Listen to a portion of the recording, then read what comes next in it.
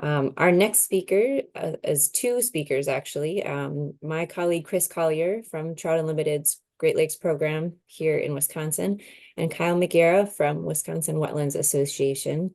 They'll be presenting on combining infrastructure and habitat restoration to promote community safety, healthy fisheries, and climate resiliency. Thanks, Sarah. And hi, everybody. This is Chris with Trout Unlimited. And Kyle and I will be giving that presentation today on combining infrastructure and habitat restoration to promote community safety, healthy fisheries, and climate resiliency. And this is based on some work we've been collaborating with up in the Northwoods, really in the Lake Superior Basin, but we feel gives some applicable lessons to some of the issues that, are very similarly facing the driftless that we see up on the south shore of Lake Superior, and across the state, to be quite frank. So to kick things off here, it's a little outline for today. We're going to be talking about an emerging flood concern that is driving this work. And then we're going to jump into the gray infrastructure side of this conversation, and that's Trout Unlimited's culvert replacement program and how this ties into flood resiliency and flood response work. Then Kyle's going to jump on and talk about slowing the flow using green infrastructure with some of the Wisconsin Wetlands Association programming to also help deal with flood programs. And then we're going to close it by briefly tying those together and how we're trying to bring those two programs, two responses together to create some really flood resilient communities and ecological areas for trout and other species.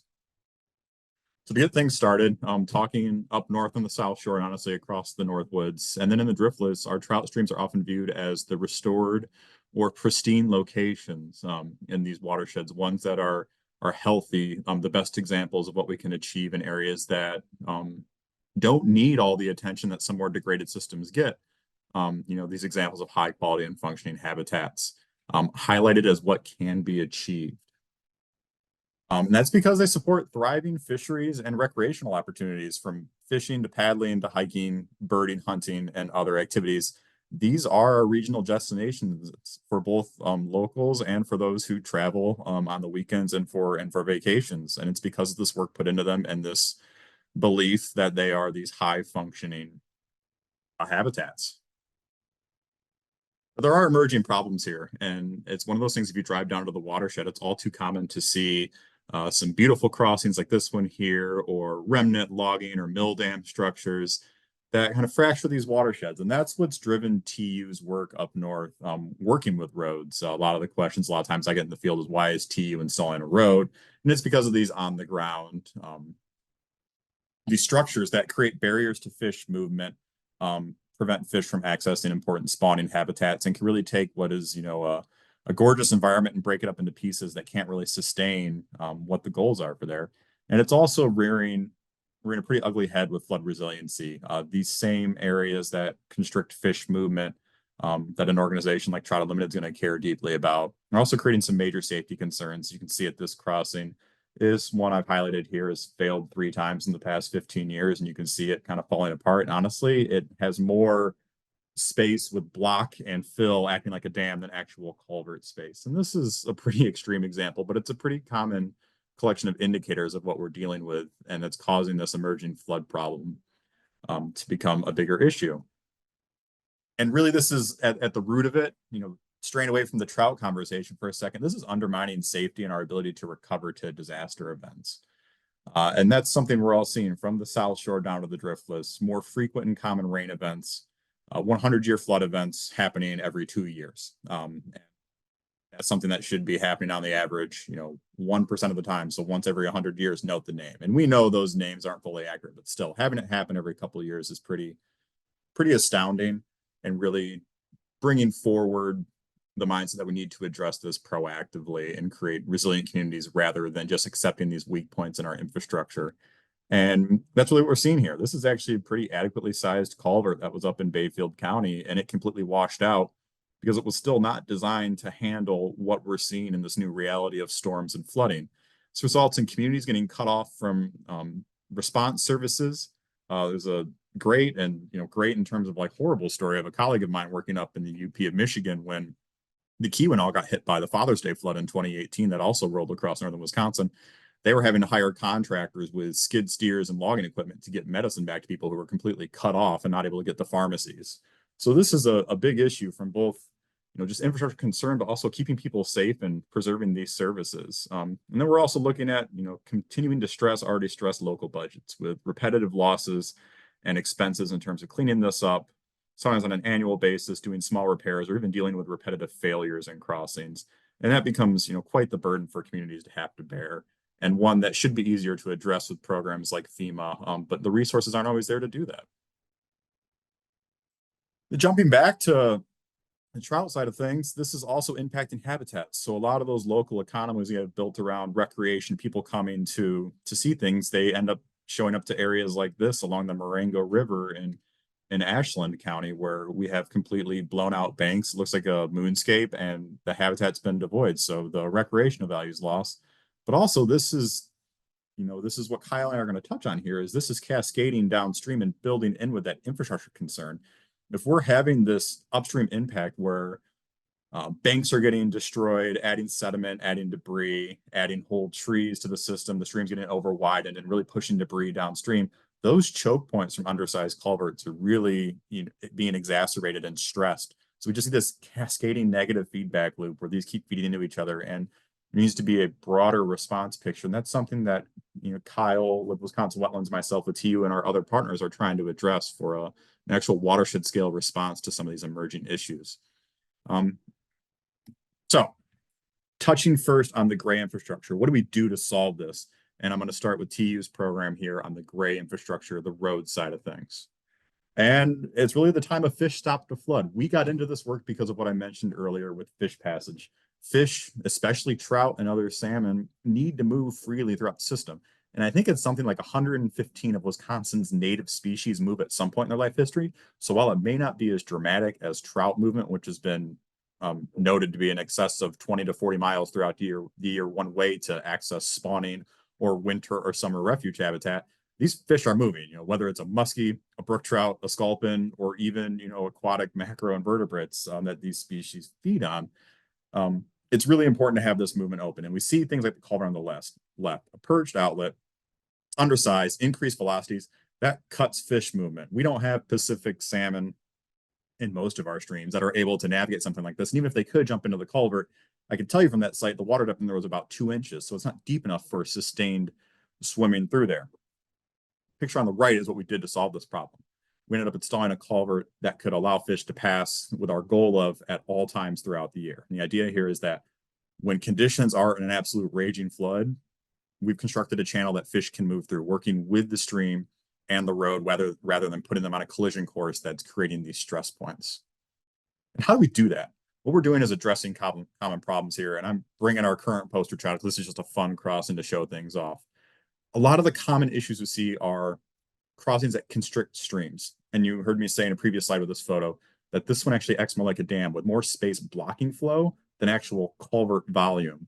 And that's constricting the flow to fit it through those pipes, which increases velocities, impounds water upstream, fills wetlands so they can't hold back water, and just creates this stress point in the road where when water backs up, these pipes can only do so much, and it can cause the road to wash out, culverts to wash out. You can see in this that they've been patching this with spray foam and sandbags to try to keep it from piping around these culverts. And it's just this cascading problem, like I've been stating. Also thrown in here on top of that constricted stream is the multiple culvert side of things. When you add multiple culverts, the idea there is we're increasing capacity, and that is true, but you're also creating foundations for debris jams, whether they're caused by beaver activity, because you basically laid the foundation for a house here, or it's related to just debris floating downstream. Something that should pass through this stream in normal circumstances will get hung up because you've created these barriers that just act like trash guards collecting this debris and then even lessening the capacity of these culverts. We also then, like I mentioned on the previous slide, can see perched outlets here. As we increase velocities, it can cause these culverts to create a waterfall effect that then keeps fish from being able to get into the culvert at all. And then we can also talk poor alignment, which is how the stream flows into the culvert structure. A lot of times the most egregious of this example I can give is when we have agricultural ditches or roadside ditches. A lot of times we tend to run them parallel to the road, just the most efficient form of getting water to move quickly. But that often results in a 90-degree turn into a culvert. And water does not like 90-degree turns. So we see issues where it ends up eating away at the culvert as it tries to continue pushing in a straight line rather than making that turn. And all these combined to be some of our most common indicators of problems. So what are we doing? First and foremost, we're trying to figure out where these problems are. Now, this is a map taken, a photo of a map taken online from the Michigan DNR, where they are hosting this Great Lakes road stream crossing inventory. And those of you in the Driftless will see more and more of this from Sarah as her crews continue to implement this in the Driftless. You don't have to worry too much about the Great Lakes name. It's applicable across the upper Midwest. But what this does is it takes crews out to look at all of these road crossings, and you collect certain aspects of data there, looking at what are stream flows, what is our structure width, how is the stream being constructed, how is this operating, and assigns a score for fish passage ranking from not a barrier to a barrier at high flows to a barrier at most flows to a full barrier. But it doesn't stop there. We also want to get, is there a flood risk here, with a fish passage concern or even without a fish passage concern? So it spits out a score that also looks at what are some indicators of increased flood risk here. So we can look at these crossings that we collect data on for a fish passage concern for people, organizations, or grant funding more interested in that. Or we can also fold in flood resiliency to look at where are our biggest stress points that we can look for community resiliency, community safety monies to help address this, or combine the two together and bring in multiple pots of money. And then when it gets to implementation, how are we doing this? Well, we're designing crossing for floods and fish, and this means we're designing crossings to accommodate the stream, not to force it through as quickly and as cheaply as possible, but to have a structure that's going to last 75 to 100 years, that we can install this structure and you or I never need to look at it again. And we do that by designing to what is called bankful width, or a recurring flood stage of the river that forms the channel. And this allows the stream to act under most circumstances in as natural as a process as possible when it's flowing through the structure, along with up and downstream of it. This typically allows for passing the 100-year flood event. Now, it will impound water there, but it really lessens that flow velocity and damage and mitigates any potential issues with that flood flow. We also look at improving alignment where we can. Sometimes you just need to work with it, maybe oversize a structure or do some armoring to fit a stream in. But we do look at ways to improve that alignment, so we aren't forcing 90-degree turns and really making water work against us as we try to get it through a structure. We also really push for single span structures like this concrete box here. It's worth going big so we don't have those points where debris builds up. And in the end, this is just working with the stream, what the stream wants to do. If we work with that, we're going to lessen our chances of getting into a fight with water, and water always ends up winning. What are the results? Well, first and foremost, from our perspective, trout can access important habitat, and that helps promote more resilient trout communities and improve our recreational opportunities for people that try to access these areas. But equally, it builds infrastructure and flood resiliency. These weak points in the road now have some built-in responses to these increasing flood stresses we're seeing to build that community safety and resiliency. Communities then save money. They become safer. There's less spent on disaster response. There's less spent in annual road budgets patching areas that are seeing recurring damage, whether it's a full failure or not. There's less money spent on clearing out debris jams every time there's a big storm that comes through. It's one of those rare things you can say this is truly a win-win-win. And so with this, we've solved the emerging flood problem, right? This is taking care of it. We've eliminated that weak point and really put in some mitigation. This is where I'm going to turn things over to Kyle and let him share about how there's another component to this work that really helps to mitigate the broader flood resiliency picture.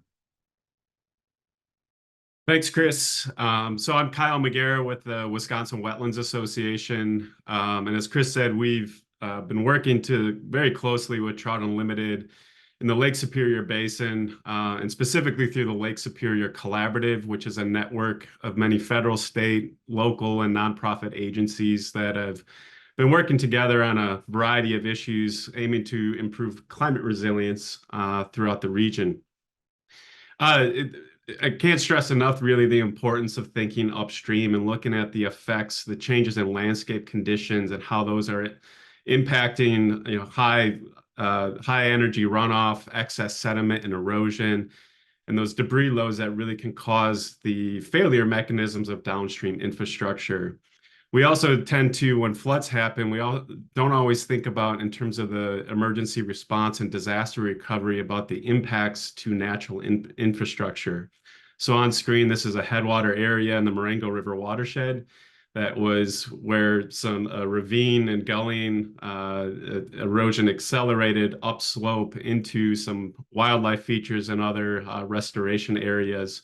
So looking at the effects of that excess erosion on upstream, or the flood storage capacity of our catchment areas, is a really critical piece of flood resilience and thinking of ways to slow the flow of runoff and protect our fisheries.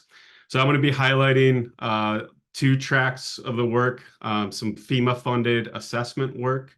That's also been complemented by GLRI, or the Great Lakes Restoration Initiative funding, as well as a pilot project to demonstrate different how you can combine hydrologic restoration practices with infrastructure improvements. And that demonstration work has been funded by the legislature through 2019 Act 157. So next slide, Chris. So the Marengo River watershed is highlighted on screen there. It's located in both Ashland and Bayfield counties. A lot of this work has really been spearheaded by Ashland County, and then really changing their thinking and trying to coordinate across departments, including Land Conservation, Emergency Management, Highway, and Land Information Office. You also see highlighted the Lake Superior region has some unique landforms. Many people are aware of the red clay plain, which is shown in the gray area, but less known is the lime green area that you see the band around throughout the region, and that's the soil transition area. That's corresponds to glacial Lake Duluth, and it's a mixture, a stratified layer of sand and clays. And that really compounds the amount of erosion that's been happening in the Lake Superior region. This area is also where there's the most intense agriculture in the Marengo River watershed and some of the neighboring watersheds as well. But it's a gorgeous watershed. This is a view from St. Peter's Dome. You have the National Forest in the southern part, and a lot of that southern portion is bedrock and a little more stable compared to the middle and lower parts of that watershed. Next slide.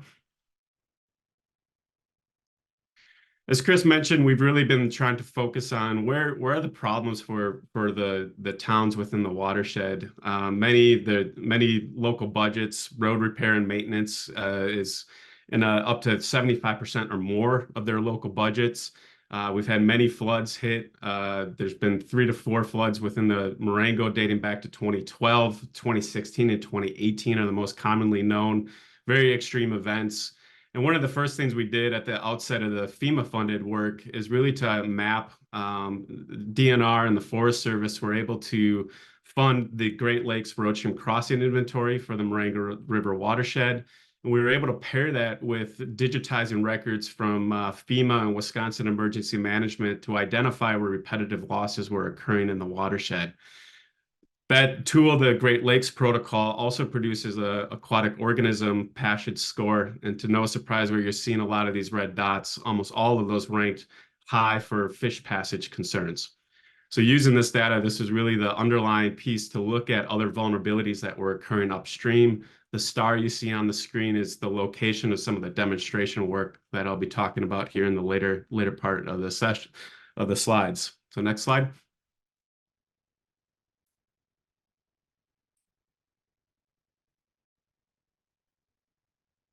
Natural flood management is the hook that we've been using to establish a shared vision with partners. And when we refer to natural flood management, it's an approach for combining different practices to restore stream, wetland, and floodplain hydrology. It really fits as an extension of the slow the flow mantra that's been around the basin for decades, really to reduce the sediment loads and deal with some of the instabilities on the clay plain. But really, natural flood management is a hydrology-informed approach for reducing flood risks through nature-based solutions that rebuild the landscape's capacity to store and manage water. What we're aiming for is to promote and sustain the natural processes that once existed on the landscape. So increasing storage where possible, infiltrate those groundwater interactions that improve base flow, provide the clean flowing cold temperature water for downstream features, having the microtopography and that dense wetland vegetation that slows the flow and provides roughness and habitat complexity within our watersheds. Next slide. The slide got a little messed up, but the QR code that will take you to a paper. You can't see the title of that, but that's a paper which was produced with one of the lead authors at USGS, Faith Fitzpatrick, and many other collaborators. At the outset of the FEMA-funded work, we developed a fluvial erosion hazards vulnerability screening framework, which consists of these 4 vulnerability screens looking at fluvial erosion hazards. So specifically headwater incision, or where incision and gullying is impacting flood storage within our headwater areas, landslide potential, where we have unstable bluffs and banks that are producing large sediment loads and causing that excess erosion.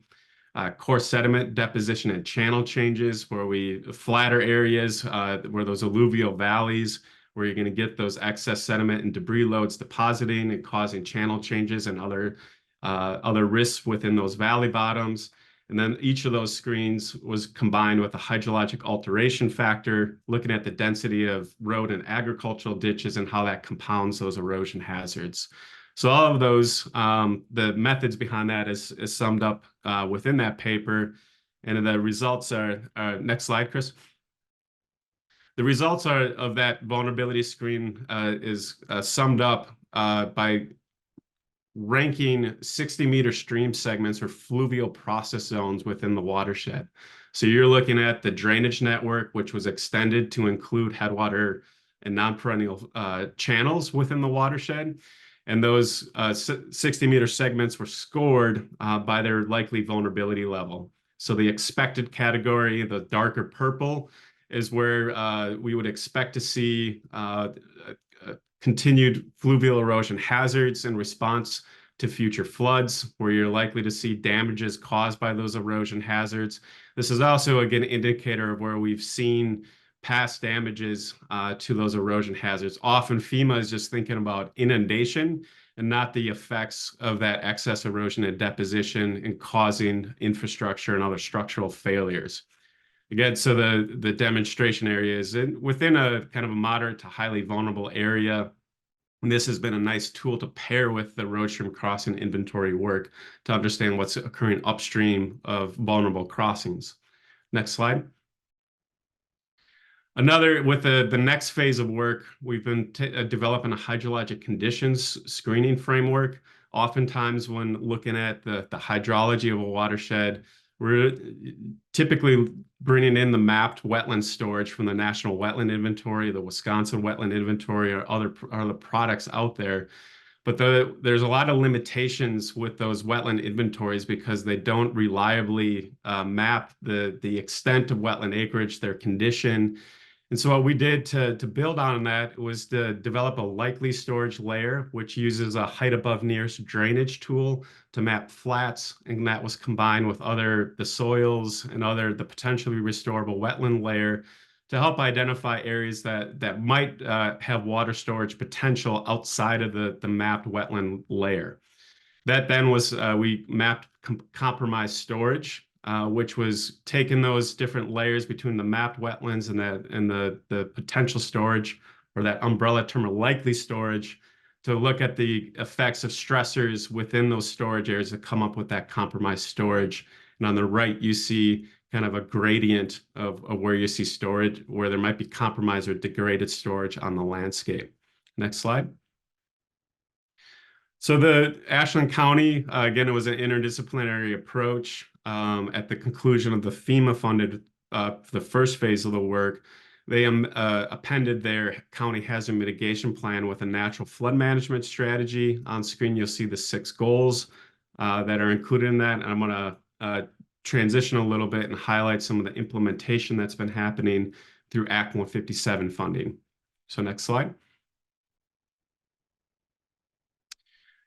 At the start of the Act 157 effort, and as a way to kind of synthesize a lot of the data that was out there and the feedback we were receiving from landowners and other partners, we started developing a catchment scale restoration strategy, or what we're now referring to as a catchment implementation plan. The intent here was to develop a catchment map with some supporting narrative that could be used in funding and permitting discussions to help find ways to we started with a couple sites in mind that really anchored a lot of the restoration explorations, but that was then expanded to looking within the catchment area and look at combining a couple smaller catchments to come up with looking at ways you could stack different practices to restore hydrology and slow the flow of runoff to downstream infrastructure.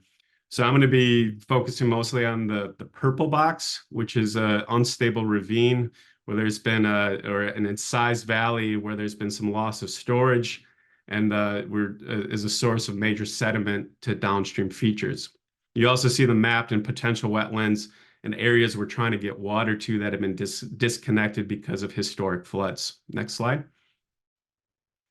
So the Tody Ravine, this was primarily funded through Act 157. You can see this is the conditions of this landscape. What I want to point out is this is mostly an unnatural feature.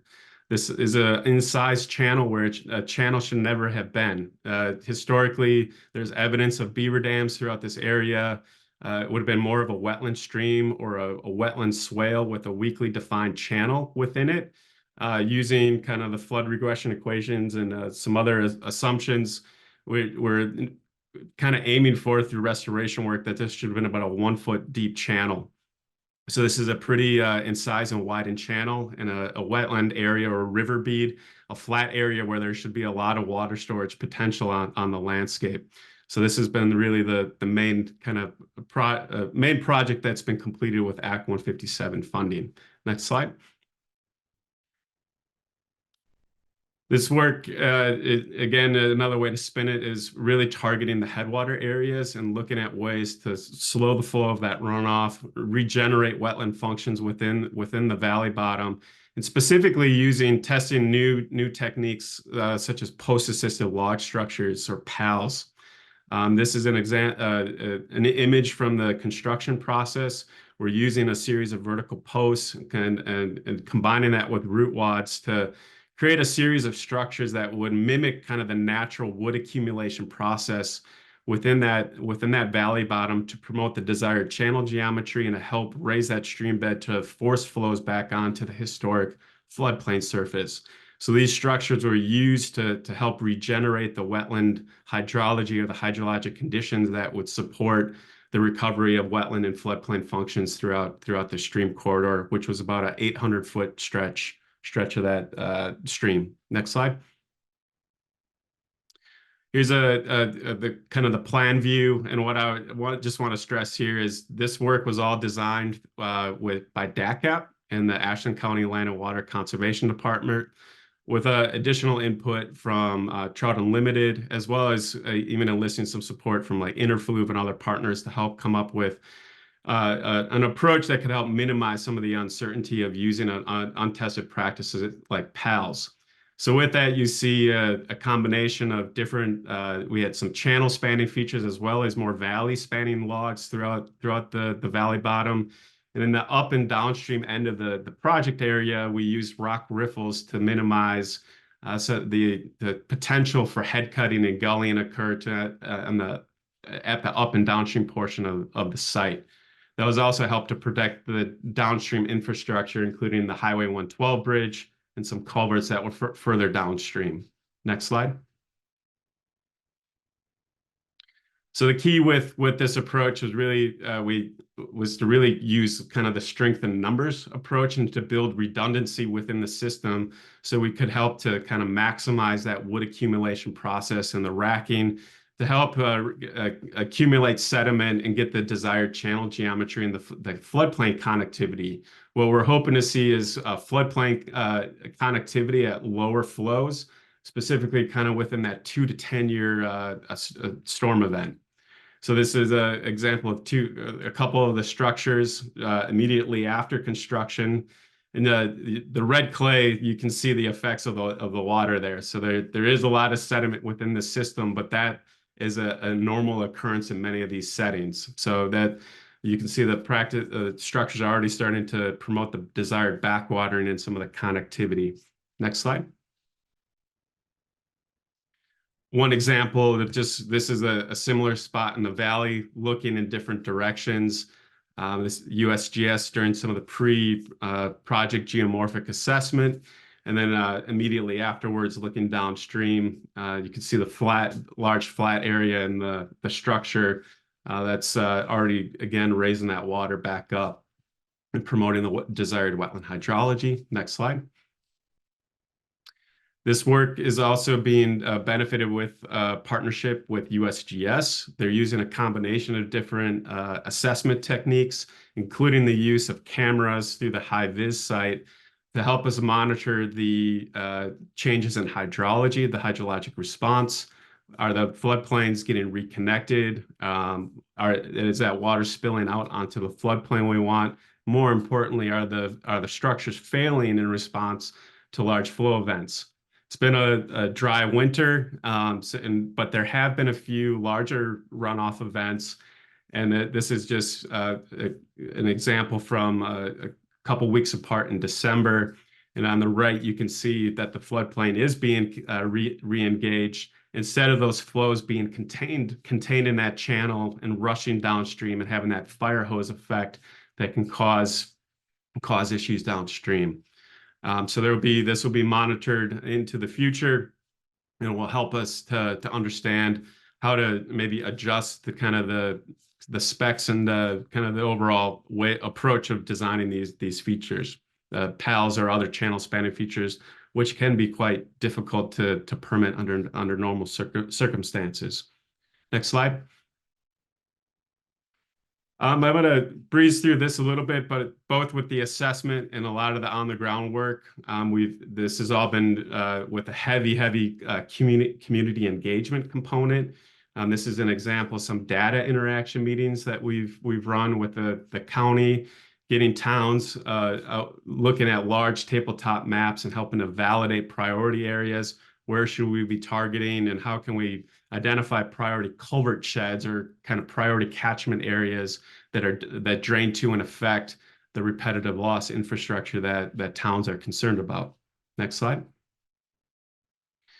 And just to reflect, and as we transition into the next part back with Chris, using a data-informed proactive approach has been extremely beneficial, but that hasn't precluded the need to get out in the field and really ground truth a lot of these areas.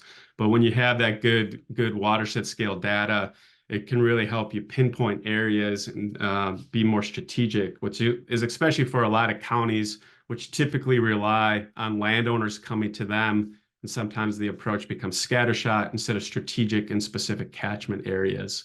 It's important for communities to consider their scope. The Ashland County has been approached many times with different funds, and that's created some complications from a grants management perspective. A lot of the counties have limited capacity. So really thinking about ways you can phase the work and really target those highly vulnerable areas where there's opportunity to utilize hydrologic restoration. With that, natural flood management and hydrologic restoration, there is a big learning curve for all collaborators. Just thinking about the applicability of permitting technical standards, the rural capacity issues. And I really danced around it, really highlighting the headwater site. But there were many sites within that catchment implementation plan which have been derailed because of Zone AE mapped floodplains or FEMA floodplain regulations. So highly recommend we need to reconnect and improve our floodplains if we're going to achieve climate resilience, but really a better pathway, at least as a starting point, especially if you're thinking about ways to slow the flow, focusing on those headwater catchments and finding ways to fix the hydrology as much as we can so that really provides our catchments an ability to kind of withstand those both large and small storm events. So back to Chris to finish this out. Yeah, thanks, Kyle. I just wanted to take a couple slides here in a few last minutes on our main presentation to talk about how we combine these efforts to create resilient fisheries and communities. And we've already kind of touched on this, but just to kind of tie it all together, I think a really important point to hit on for what Kyle said is the importance of looking upstream.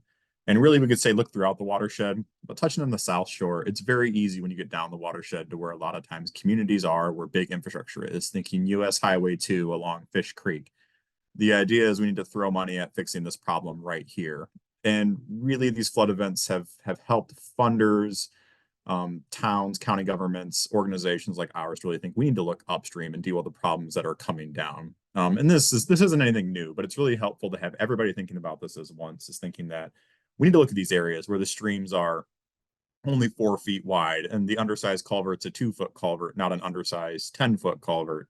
And a lot of times it's because those are overlooked as minor inconveniences, but as those problems, as we've both mentioned, precipitate downstream, we get this cascading effect where if one culvert fails, the debris from that might get the other one. And if we had restored wetlands, restored stream channels, and properly signed culverts, we might be avoiding these damages, or at least preventing ones that start the event upstream from precipitating downstream. And then as we're kind of taking that into how we're working today and planning for the future, the big thing to focus on is these aren't problems we're predicting. These are problems that are happening now. We're seeing it all too frequently throughout the state and throughout the region. The other thing is we know what needs to be done. We might need to get a little innovative for how we put it on the ground, and we might be introducing new project styles to our toolkit, but we have a pretty cool toolkit that we can start running with this now.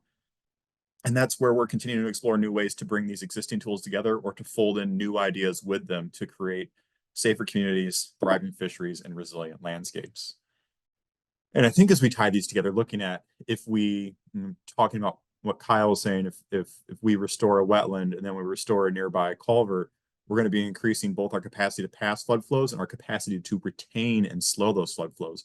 Those working together is what goes, downstream and increases in value and just exponentially increases in benefits as we continue to bring those together rather than focusing on, well, we just need to increase capacity here. If we do both, we can build that up. And also, I want to go beyond just connecting with our organizations and agencies that do this work, but building and connecting with communities to have a social benefit that goes further along. We see this throughout work areas at Trout Unlimited, where when we get communities on the ground with these projects, whether it's with a lower tech project where we're doing something we can get volunteers on the ground, we're doing a tree planting next to an area where we had flood damage, but we did a culvert replacement to respond to it. We get that community buy-in and value. And that gives a sense of ownership, a sense of understanding of what's going on, and a sense of supporting these increased efforts that might cost more today, but over the long run are going to be saving money and creating benefits for the region that people will enjoy and value. And we just think that's an incredibly important aspect of this work, that getting this community buy-in from local government to landowners and stakeholders, to the people that really value these places and want to see them protected for both themselves and for others to enjoy, and just to have these areas functioning and protected, that builds that growing support for long-term efforts that can really sustain these broader practices and bigger project ideas when we're looking at a watershed scale initiative. So Kyle and I wanted to give a moment to have at the close of this an open discussion. I know we were a little over, but if we've got time or need to just jump off to keep things moving on schedule, but we wanted to give a time for open discussion to ask about anything we presented or potentially pitch some ideas that you are all facing, how it might fit into what we're talking about. So Sarah, I'll kind of throw this to you and what you want to do, but we're happy to entertain some questions or just answer them off to the side. Yeah, thanks, Chris. Thanks, Kyle. I think we probably should take them in the Q&A area, just in the interest of being behind on our timeline. It'll also allow folks to go a little longer because we wouldn't be able to give you too much time in an open discussion, but we can definitely take them in the Q&A. I guess I will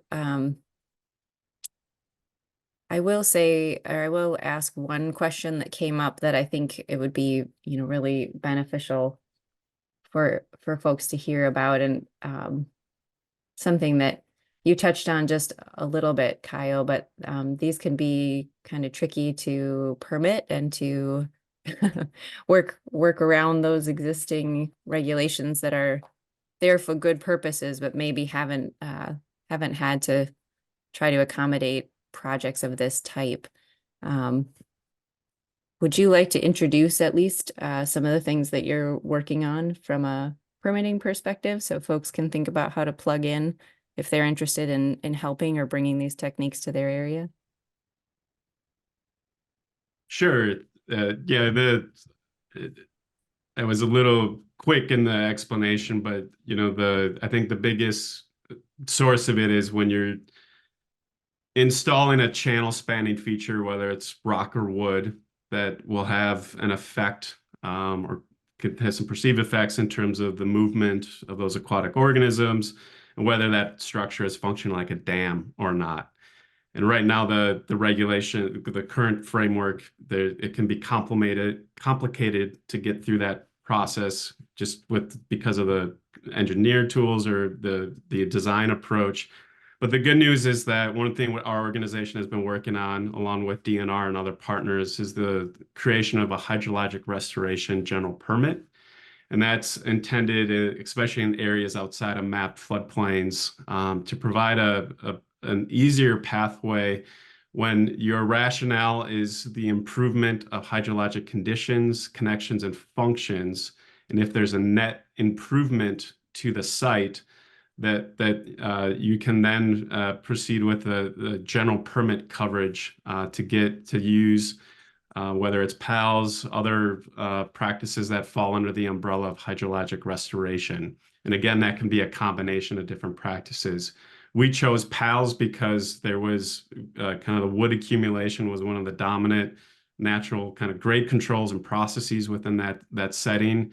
And so we're able to provide the rationale for the use of those structures. So I think, when the hydrologic restoration GP is available, that should create a framework that would allow the use of those approaches, PALs, or even rock riffles in certain situations. But I think it's really important when you have good assessment data and having an interdisciplinary team to help you come up with the rationale behind it. That's really, really important. But the permitting hopefully will improve, but we were certainly dealing with a number of different permitting issues. And again, it was really having the appropriate setting. The area we were targeting was an unnatural feature on the landscape, but it now had a defined bed and bank because of that unnatural gullying that occurred. So we had that justification that supported moving forward.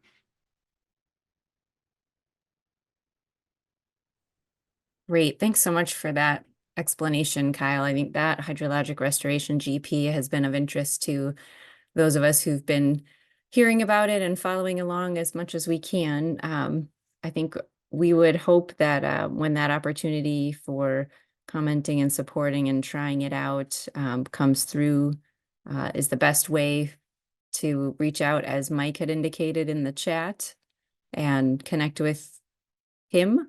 Or would you like the Driftless area restoration effort to reach out to folks? Do you have a preferred, I guess, process for as this moves along, getting folks engaged? I think, sorry, I was unmuting and I wasn't sure if others are going to chime in, but yeah, as Mike said, we're working on some stuff specifically in southern Wisconsin, and so I think reaching out to Mike or the Wisconsin Wetlands Association, Sarah, I think you can be. We're working on a project, and I think there's really the goal is to help towns and other communities to access money. And so if you have ideas based on what we presented and want to talk more, I think you could reach out to Sarah. But if specifically on what Mike threw into the chat, you can reach out to Mike or me to continue that conversation. Well, thanks so much, Chris and Kyle. If folks have other questions, they had a lot of great content there, and Driftless has been trying to learn from and borrow as many of the tools and analyses that were done for the Great Lakes region and bring them here to the Driftless so we can advance using some of these techniques and improving our hydrologic function in watersheds across the Driftless. So really appreciate the work and focus that's already been done up in the Marengo and the Superior Tribs.